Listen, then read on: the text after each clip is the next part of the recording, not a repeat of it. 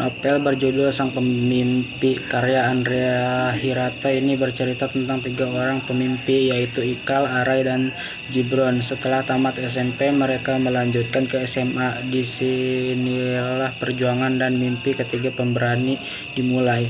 Arai dan Ikal begitu pintar di sekolahnya, sedangkan Gibron, si penggemar kuda ini, biasa-biasa saja.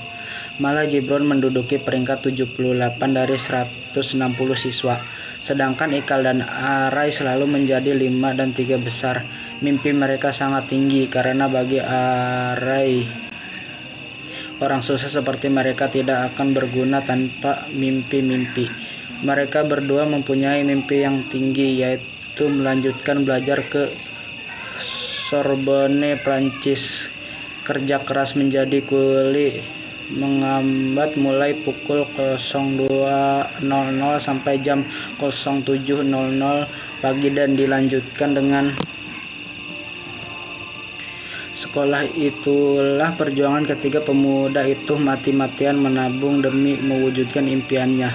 Meskipun kalau dipikir-pikir tabungan mereka tidak akan cukup untuk sampai ke sana, tetapi jiwa optimisme Arai tak terbantahkan.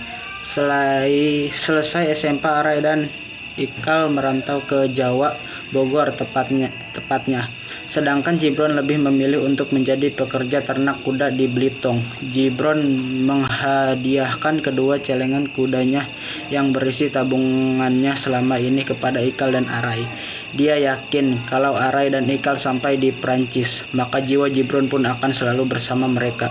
Berbulan-bulan terkantung-kantung di Bogor mencari pekerjaan untuk bertahan hidup. Akhirnya setelah banyak pekerjaan ditempuh, Ikal diterima menjadi tukang pos dan Arai memutuskan untuk merantau ke Kalimantan.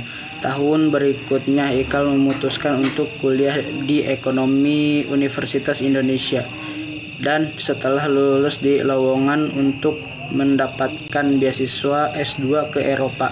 Beribu-ribu pesaing berhasil ia kalahkan dan akhirnya sampailah pada pertandingan untuk memperebutkan 15 besar. Saat wawancara tidak disangka-sangka profesor pengujinya begitu terpukul dengan proposal riset yang diajukan Ikal. Meskipun hanya berlatar belakang sarjana ekonomi yang masih bekerja sebagai tukang pos, tetapi tulisannya begitu hebat. Akhirnya setelah wawancara selesai, siapa yang menyangka Arai juga ikut dalam wawancara itu. Bertahun-tahun tanpa kabar berita, akhirnya mereka berdua ditemukan dalam suatu forum yang begitu indah dan terhormat.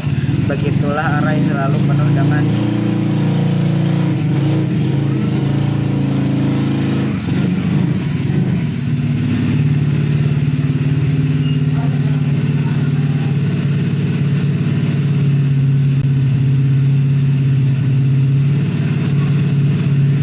ada suara motor di sini.